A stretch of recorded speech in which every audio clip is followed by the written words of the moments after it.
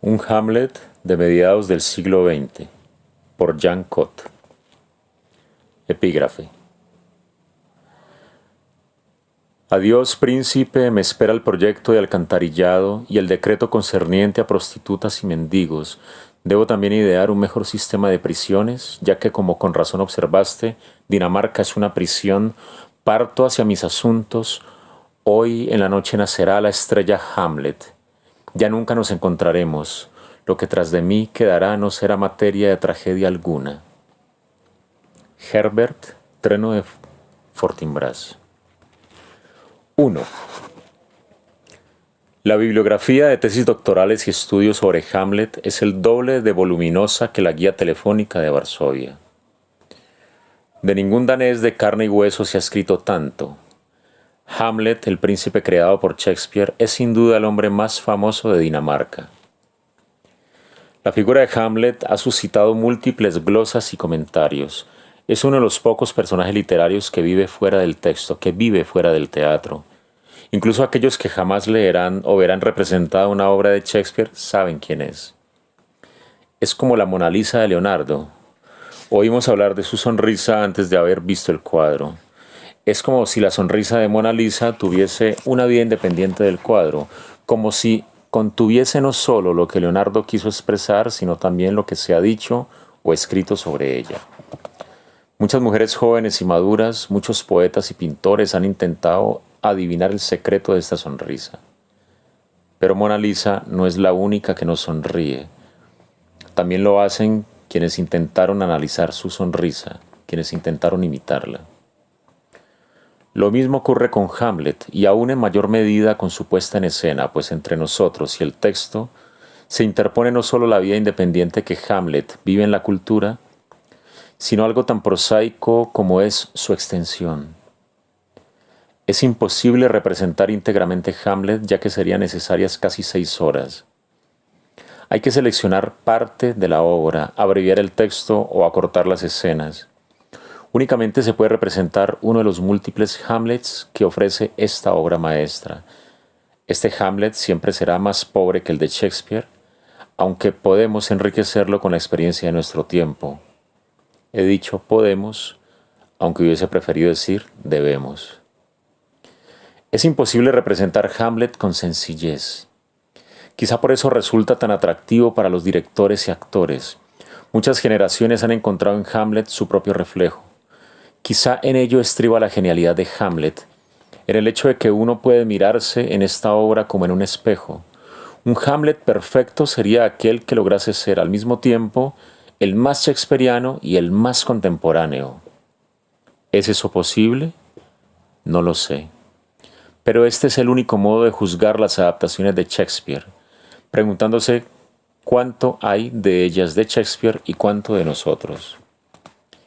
Y no me refiero en absoluto a una actualidad forzada, a un Hamlet representado en un sótano por jóvenes existencialistas. Hamlet ha sido llevado a escena con actores vestidos de frac o con atuendos circenses, con actores que llevaban armaduras medievales o trajes renacentistas, y ha dado lo mismo. El vestuario no es importante. Solo importa una cosa: alcanzar a través del texto de Shakespeare nuestras propias experiencias, los temores y la sensibilidad de nuestra época. Hay muchos temas en Hamlet. La política obligada a elegir entre medios violentos y fines morales, la disputa entre teoría y praxis, la reflexión en torno al sentido de la vida. Y al mismo tiempo Hamlet es una tragedia sobre el amor, un drama familiar, una obra política, filosófica, escatológica y metafísica, todo lo que queramos. También contiene un estremecedor estudio psicológico, una trama sangrienta, un duelo y una carnicería general. Uno puede escoger su Hamlet. Lo importante es que se sepa para qué y por qué lo ha elegido. 2. El Hamlet que se representó en Cracovia en septiembre de 1956, semanas después del 20 Congreso del Partido Comunista de la Unión Soviética, duró 3 horas. Ni un minuto más. Era liviano y claro, tenso y feroz, contemporáneo y coherente, y se limitaba a un solo asunto: era exclusivamente un drama político. Hay algo podrido en el estado de Dinamarca. Hamlet 1:4. Este es el primer acorde del nuevo significado de Hamlet. Después el sordo sonido repetido 3 veces. Dinamarca es una prisión. Hamlet 2:2. Finalmente, la magnífica escena de la conversación de los sepultureros, liberada completamente de metafísica, interpretada de forma brutal e inequívoca. Los sepultureros saben para quién excavan tumbas. La horca, dicen, está construida más firme que la iglesia. Hamlet 5:1. Las expresiones vigilar y seguir adelante fueron las más repetidas en la escena.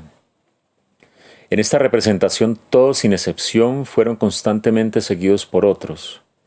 Polonio, el gran chambelán del rey asesino, envió a un criado a Francia para que siguiera a su hijo. Shakespeare fue realmente un genio en nuestro tiempo. Escuchemos al chambelán. Primero averiguadme qué daneses hay en París y cómo y quiénes y dónde están, y en qué compañía, y con qué gastos. Y al encontrar con este rodeo y giro de preguntas que conocen a mi hijo, acercaos más de lo que alcancen vuestras preguntas sobre esos particulares. Hamlet 2:1. En el castillo de Elsinor todas las cortinas esconden a alguien. El buen chambelán ni siquiera confía en la reina. Shakespeare fue realmente un genio de nuestro tiempo. Escuchemos de nuevo al chambelán. Es conveniente que algún oyente más oiga la conversación además de su madre, puesto que la naturaleza las hace parciales. Hamlet 3:3. El miedo lo corroerá todo en el castillo de Elsinor, el matrimonio, el amor y la amistad. Shakespeare tuvo que vivir realmente experiencias infernales durante la rebelión y posterior ejecución de Essex para comprender con toda precisión el funcionamiento del gran mecanismo. Escuchemos al rey cuando reúne a los jóvenes amigos de Hamlet. Os ruego a ambos, por haberos criado con él desde tan tiernos días y por estar tan cerca de su juventud y de su humor, que tengáis la bondad de permanecer un poco de tiempo aquí en nuestra corte, para atraerle a los placeres con vuestras compañías y obtener de él, cuando podáis, según las ocasiones, a ver si le aflige así algo desconocido para nosotros y que quede al alcance de nuestro remedio. Hamlet 2:2. El rey asesino tiene que mantener a su sobrino Hamlet bajo una estricta vigilancia. ¿Por qué no quiere dejarle salir de Dinamarca? Hamlet resulta muy incómodo en la corte, pues su mera presencia le recuerda a todos aquello de lo que preferirían olvidarse. ¿Y si sospecha algo? ¿No sería mejor negarle el pasaporte y tenerle cerca? O quizá al rey le gustaría deshacerse de Hamlet cuando antes, pero ha cedido ante la reina que quiere tener a su hijo cerca. ¿Y ella qué es lo que piensa? ¿Se siente culpable? ¿Qué es lo que sabe la reina? Ha vivido la pasión, el crimen y el silencio. Tuvo que reprimir todos estos sentimientos. Se presiente la existencia de un volcán en su interior. También Ofelia se ve arrastrada a este juego. Escuchan sus conversaciones, le hacen preguntas, leen sus cartas, aunque es ella misma quien las entrega.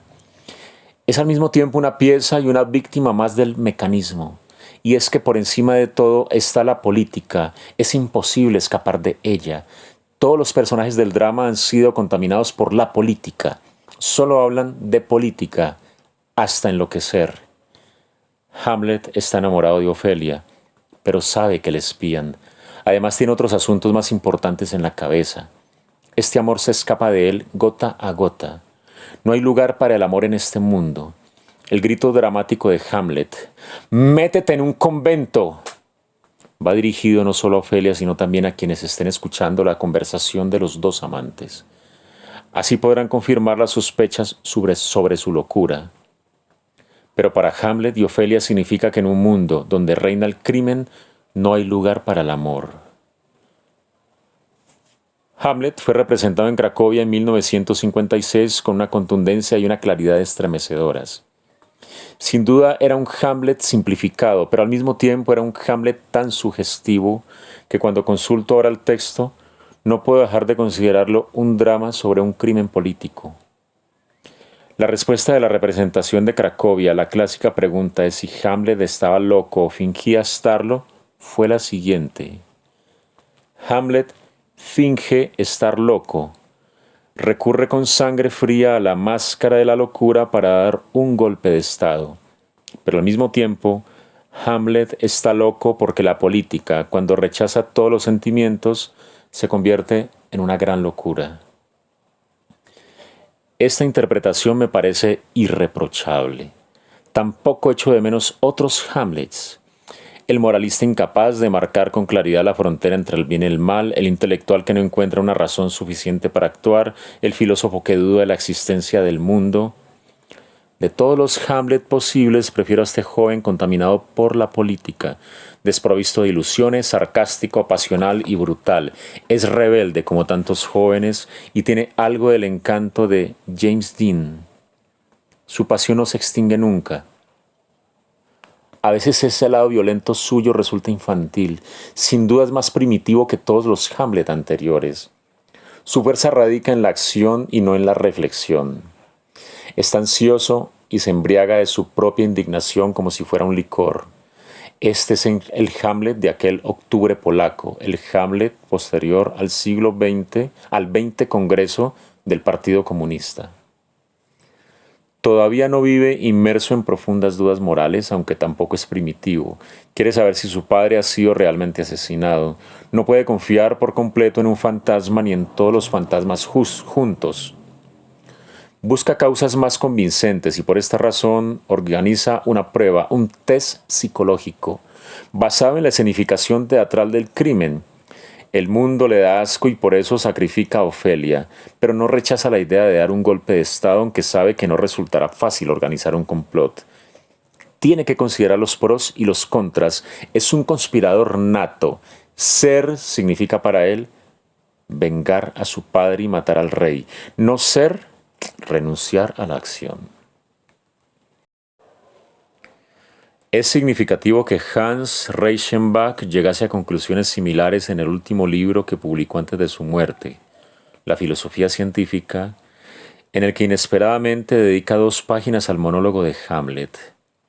Reichenbach, uno de los más destacados miembros del positivismo lógico, estudió la capacidad predictiva de las distintas disciplinas científicas. Reichenbach ve en el monólogo de Hamlet la escenificación de un posible diálogo interior entre la razón lógica y los motivos del activista político. El soliloquio es la aplicación del cálculo de probabilidades a la razón moral de la acción. Este sabio neopositivista jamás hubiera escrito estas 2 páginas si no hubiera pasado por la experiencia de la guerra y de la posguerra. La modernidad de la representación de Hamlet que vi en Cracovia no radicaba únicamente en la actualidad del tema que abordaba, sino en aspectos psicológicos y dramáticos. Se creaba en la obra una sensación de opresión similar a la que se encontraban sometidas nuestras vidas. La representación desprovista de los grandes monólogos y de sus cualidades descriptivas poseía la violencia de los conflictos modernos. Se producía una mezcla de ambición política y erótica. Los conflictos se mostraban con toda crudeza y los personajes debían decidir con rapidez. Este Hamlet incluía, como un gran chiste irónico, los apagones típicos del cabaret político. Rey: Ea Hamlet, ¿dónde está Polonio? Hamlet: en una cena. Rey: ¿en una cena? ¿Dónde? Hamlet: no donde come él, sino donde es comido. Hamlet 4:3. Este chiste podría haber salido del diccionario abreviado del surrealismo. Posee el mismo estilo, también ese constante doble sentido, irónico y cruel. He aquí un nuevo ejemplo de teatro cruel e irónico. Hay que citar a Shakespeare, siempre hay que citar a Shakespeare. 3. Hamlet es como una esponja. Siempre y cuando no se ponga en escena de forma estilizada o anticuada, absorbe de inmediato la contemporaneidad. Es la obra más extraña que jamás se haya escrito, precisamente por esos agujeros suyos, por esas imperfecciones. Hamlet tiene un gran argumento en el que cada personaje representa un papel más o menos trágico y cruel, y posee unos diálogos magníficos. Cada uno de esos personajes ha de cumplir lo que dice su papel. Este argumento es independiente de sus personajes principales, nació antes que ellos. El argumento define las situaciones, traza las relaciones recíprocas de los personajes, les impone sus gestos y palabras, pero no dice quiénes son los personajes principales. El argumento es algo externo a los personajes y eso hace que pueda ser representado por diferentes tipos de personajes. El actor debe meterse en la piel de su personaje, pero este papel fue escrito con anterioridad y solo para que él lo interpretara. En este aspecto, Hamlet es una obra de teatro más. En el primer ensayo todos los actores se sientan alrededor de la mesa. Usted será el rey, dice el director, usted Ofelia y usted Laertes. Leeremos la obra dentro de un momento. Pero la obra también contiene un reparto similar de papeles. Hamlet, Laertes y Ofelia tienen que interpretar papeles que les han sido impuestos y contra los que se rebelan.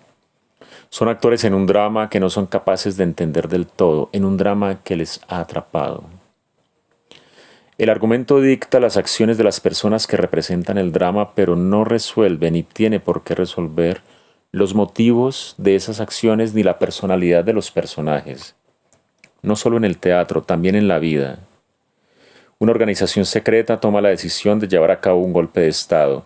Se ha preparado un minucioso plan de actuación que incluye el lugar donde se va a dar el golpe, las personas que van a participar, las medidas de protección y la dirección por donde van a huir. Queda pendiente la asignación de los papeles. Tú vas a estar en tal y tal esquina y levantarás el pañuelo cuando veas pasar un pequeño coche gris. Tú vas a ver a Z y llevarás una caja de granadas al portal número 12. Tú vas a disparar en la dirección de W y después huirás en la dirección de M. Las tareas han sido asignadas y los papeles delimitados. Incluso los gestos han sido definidos. Pero la tarde anterior, el chico que iba a disparar en dirección de N ha leído a Rambo y bebido vodka o ambas cosas. El chico puede ser un joven filósofo o un vulgar asesino. Puede que la chica encargada de llevar las granadas sufriera de mal de amores o que fuese una muy promiscua o ambas cosas. Probablemente tanto una cosa como la otra. Estas circunstancias no van a alterar el plan de golpe de Estado. El guión sigue siendo el mismo. Hamlet puede resumirse de diferentes maneras, como una crónica histórica, como un romance criminal o un drama filosófico. Seguramente las tres obras serán diferentes a pesar de que las tres fueron escritas por Shakespeare.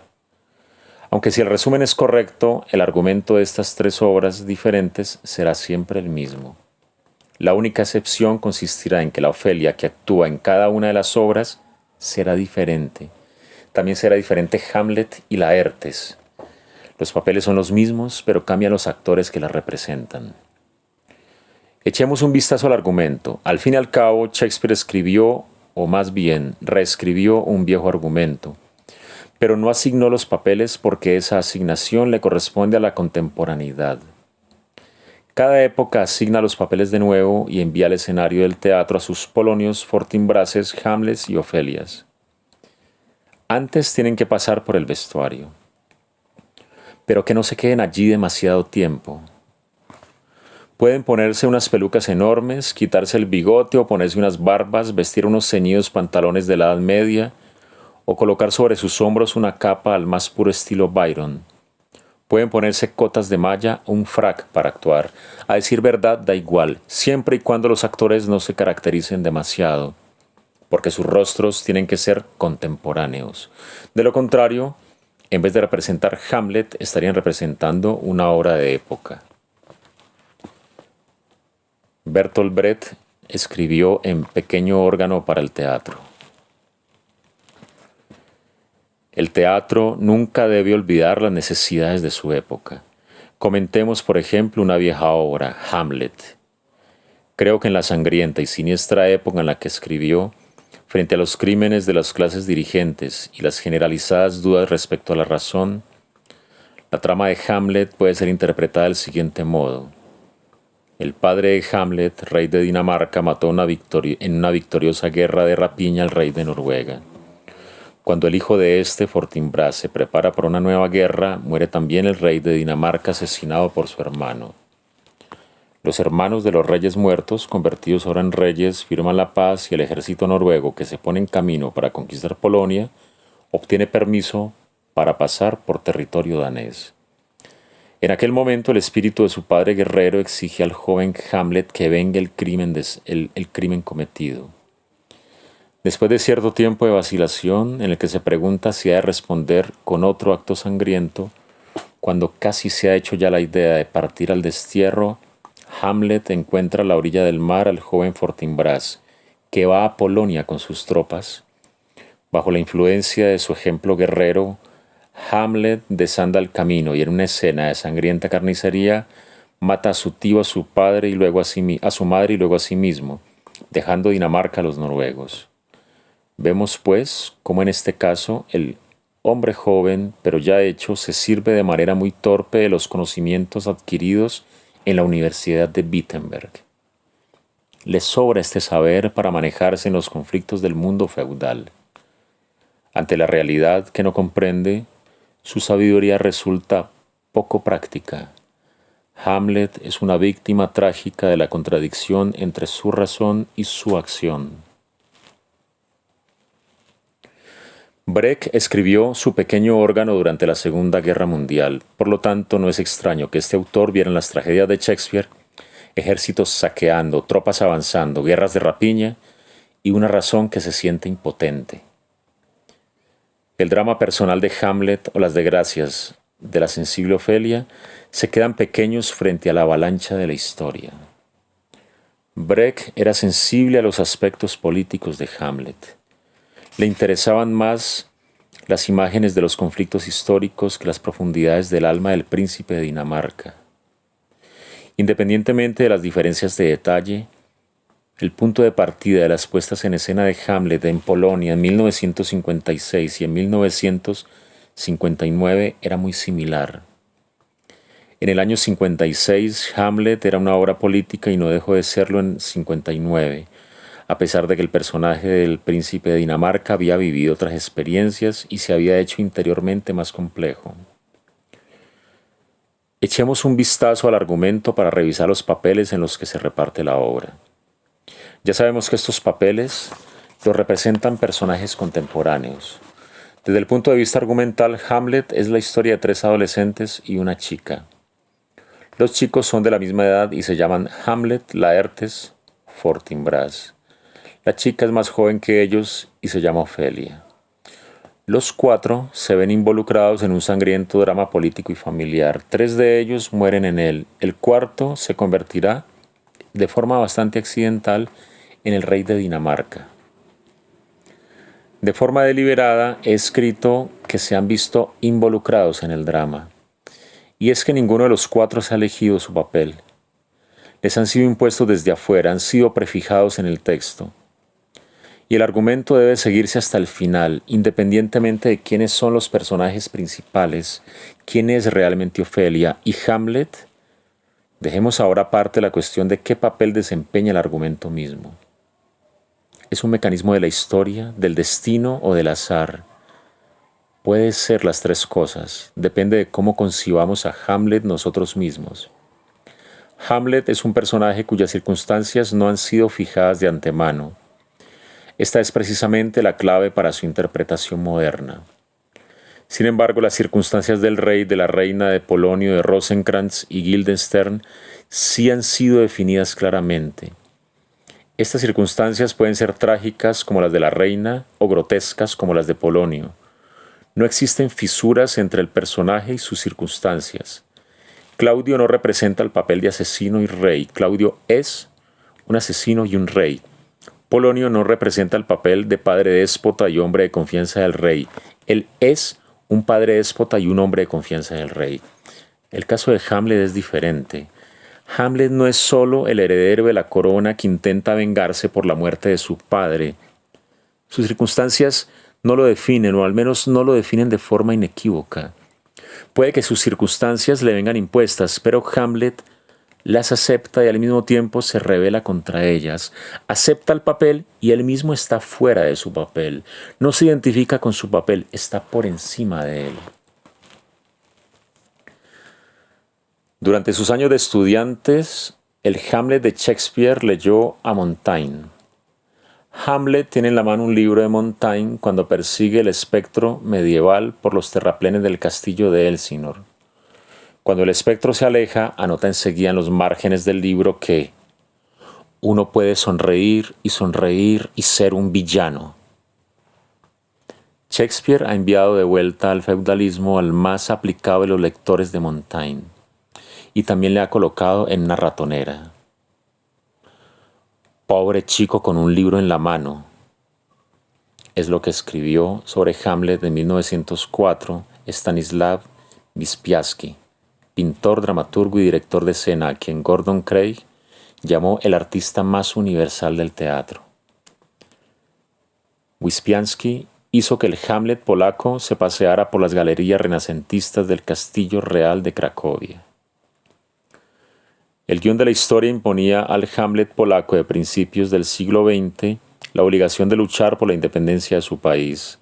Este Hamlet leía a los poetas románticos polacos y a Nietzsche. Vivía su impotencia como una derrota personal. Hamlet siempre tiene un libro en la mano. ¿Y cuál es el libro que lee nuestro Hamlet contemporáneo? El Hamlet que se puso en escena en Cracovia a finales del otoño de 1956 leía solo los periódicos. Gritaba, «Dinamarca es una prisión», y se dedicaba a arreglar el mundo. Era un ideólogo, rebelde, ardía en ganas de entrar en acción. En cambio, el Hamlet de 1959 ya está lleno de dudas. De nuevo es un chico triste con un libro en la mano. Qué fácil resulta imaginárnoslo con su jersey negro y unos pantalones vaqueros azul marino. El libro que tiene en la mano no es de Montaigne, sino de Sartre o de Camus o de Kafka.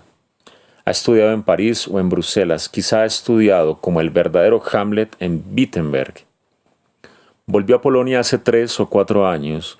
No cree que sea posible reducir el mundo a un par de afirmaciones sencillas. A veces se atormenta pensando en el absoluto de la existencia. Este último Hamlet es más contemporáneo. Regresa a su país en un momento de tensión. El espectro del padre le exige que se vengue. Sus amigos esperan que luche por la corona. Quiere irse de viaje de nuevo, pero no puede. Todos le empujan hacia la política. Está atrapado. Sus circunstancias que él no ha elegido no le dejan escapatoria. Quiere ser libre interiormente. No quiere ponerse límites. Al final, acepta los límites que los demás le imponen, pero solo en la esfera de la acción. Acepta comprometerse con hechos a cambio de mantener la libertad de pensamiento. Sabe que no es posible, que los hechos le delatan, pero se niega a aceptarlo. No quiere aceptar que teoría y praxis sean la misma cosa. Su interior está hambriento, considera que la vida es un asunto perdido de antemano. Preferiría escapar de este gran juego, pero acepta sus reglas. Sabe que, aunque el hombre no haga lo que le guste, responde por su vida y que no es importante lo que han hecho de nosotros, sino lo que nosotros hicimos con aquello que hicieron de nosotros.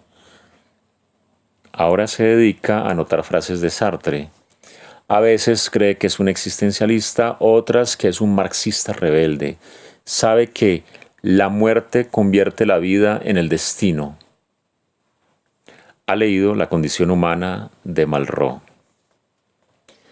Esta actitud del Hamlet contemporáneo implica la defensa de la libertad interior.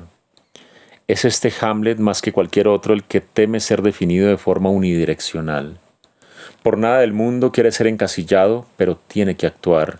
Ofelia puede estar peinada como la dama del Arminio de Leonardo, llevar el pelo suelto, tener una trenza recogida en un moño. También ella sabe muy bien que la vida está perdida de antemano. No quiere arriesgar demasiado en su partida con la vida. Sin embargo, las circunstancias obligan a Ofelia a apostar por encima de sus posibilidades. Su chico se ha metido en la gran política. Ella se ha acostado con él, pero es la hija del chambelán y una hija obediente. accede a que su padre oiga su conversación con Hamlet. Puede que su intención sea salvarle, pero la jugada le sale mal. Los acontecimientos la llevan a un callejón sin salida de donde no puede escapar. Esta vez el argumento de la historia recurrió a una chica corriente, enamorada de su chico, un papel trágico. 4. En el siglo XIX la mayoría de los estudiosos de Hamlet dedicaban casi todas sus energías a intentar averiguar quién era realmente Hamlet, y maldecían a Shakespeare por haber escrito esta obra maestra de forma descuidada, incoherente y con tantos fallos de estructura. El rasgo común de todos los estudios modernos sobre Hamlet es su mirada teatral. Hamlet no es un tratado filosófico, ni moral, ni psicológico. Hamlet es teatro, es decir, contiene un argumento y unos personajes. Pero si es así, hay que empezar por el asunto de Fortinbras, que desempeña un papel decisivo en la trama de Hamlet. Imaginémonos a un director moderno que se dispone a analizar Hamlet antes de comenzar a ensayar la obra. Sienta a sus actores alrededor de una mesa redonda y les dice: vamos a representar una obra de Shakespeare titulada Hamlet. Intentaremos representarla de la forma más honrada que podamos. Eso quiere decir que no vamos a cambiar ni corregir el texto. Intentaremos ofrecer la mayor cantidad de texto posible, todo lo que sea posible en 3 horas y media. Hasta la más mínima coma va a ser objeto de nuestra reflexión. Nuestra intención es mostrar un Hamlet contemporáneo. Intentaremos romper con el naturalismo decimonónico. Solo necesitamos un biombo, un estrado, 2 sillones que situaremos a ambos lados del escenario. En contraste, vamos a lucir en escena esplendorosos y coloridos trajes renacentistas. Pero estos trajes los llevarán personas como nosotros, gente de nuestro tiempo. No hagamos aspavientos, no caminemos de puntillas o de manera afectada. El mundo que nos desvela este argumento es cruel, pero cada uno de nosotros ha vivido esta crueldad. Hay personas que se rebelan contra ella y otras que la aceptan como una ley natural, pero la crueldad los aplasta por igual. Quizá uno de los actores de más edad, aquel a quien se ha asignado el papel de Polonio, se levante y pregunte al director: ¿es Hamlet un drama político? Y es posible que el director le responda del siguiente modo: no lo sé, eso depende de lo que signifique Dinamarca para estos 3 jóvenes. Y al decirlo, señalará a la joven chica encargada de interpretar a Ofelia, el joven actor que en ese momento está probándose el traje verde de Laertes, y al más inquieto de todos ellos, a Hamlet, sentado en un rincón y contemplando su medallón de plata. Quizá después el director se quede pensativo un momento antes de leer una vez más la lista de los personajes y diga en voz baja, como si hablara consigo mismo: o quizá dependa de quién sea nuestro Fortinbras. En todos los análisis modernos de Hamlet se pone en primer plano el personaje de Fortinbras. Las interpretaciones estructuralistas convierten Hamlet en un drama de situaciones analógicas, un sistema de espejos en el que el mismo problema es mostrado sucesivamente en sentido trágico, irónico, patético y grotesco. Y da igual que el tema sea la pérdida del padre por los 3 jóvenes o la locura de Hamlet y de Ofelia. En las interpretaciones históricas, Hamlet es un drama sobre el poder y la herencia. En primer lugar, Fortinbras es uno de los dobles alter ego o medium de Hamlet. Por otro lado, es el heredero al trono de Dinamarca, el hombre que ha roto la cadena de crímenes y venganzas y restaurado el orden en el reino de Dinamarca. Se puede entender este orden como una restauración de la ley moral, como un nuevo orden en Europa. El desenlace de la tragedia se ha interpretado de ambas maneras, pero por mucho que se quiera situar los conflictos morales de Hamlet en su contexto histórico, sea este el Renacimiento o la modernidad, no se puede ignorar el papel que desempeña Fortinbras. La dificultad estriba en que en el texto de la obra el personaje de Fortinbras solo se esboza. Aparece 2 veces en escena. La primera vez en el acto 4, cuando se dirige a sus tropas en Polonia. La segunda, cuando reclama el trono después de la gran masacre. Sin embargo, se menciona al joven Fortinbras muchas veces. Su padre fue asesinado en un duelo por el padre de Hamlet. Los padres de los 3 personajes de esta obra han muerto asesinados: Hamlet, Laertes y Ofelia. El espectador a menudo se pierde siguiendo Las vicisitudes del joven Fortinbras. En el prólogo nos enteramos de que quiere iniciar una guerra contra Dinamarca. Después lucha contra los polacos por un trozo de costa que no vale siquiera 5 ducados, y al final aparece en Elsinor. Él pronuncia las últimas palabras y hace los últimos gestos de este drama.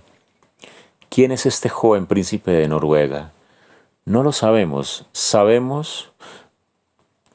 Shakespeare no nos lo dice. ¿Qué representa? ¿El destino ciego, el sinsentido del mundo o la victoria de la justicia? Los estudiosos de Shakespeare han defendido sucesivamente estas tres interpretaciones. La decisión corresponde al director. Shakespeare nos dio solo su nombre. No obstante, el nombre es significativo: Fortinbras, forte braccio. Fortinbras, el hombre de la mano fuerte. Es un hombre joven y fuerte. Llega y dice: llevaos estos muertos. Hamlet era un buen chico, pero murió. Ahora yo seré vuestro rey. Acabo de recordar que tengo derechos inolvidables sobre este reino. Después sonríe y está muy contento consigo mismo. El gran drama ha concluido. El escenario ha estado poblado de personas que lucharon, se confabularon y se mataron unos a otros. Cometieron crímenes por amor y por amor se volvieron locos. Han dicho cosas estremecedoras sobre la vida, la muerte y el destino del hombre. Se han tendido trampas unos a otros en las que han ido cayendo. Han defendido su poder o se han rebelado contra él. Algunos querían mejorar el mundo, otros pretendían solo salvar su pellejo. Todos tenían sus propósitos. Hasta sus crímenes tuvieron siempre algún sentido. Después llegó un chico joven y fuerte para decir con una sonrisa encantadora: llevaos inmediatamente estos cadáveres. Ahora yo seré vuestro rey. Un Hamlet de mediados del siglo XX, por Jean Cot. Shakespeare, nuestro contemporáneo.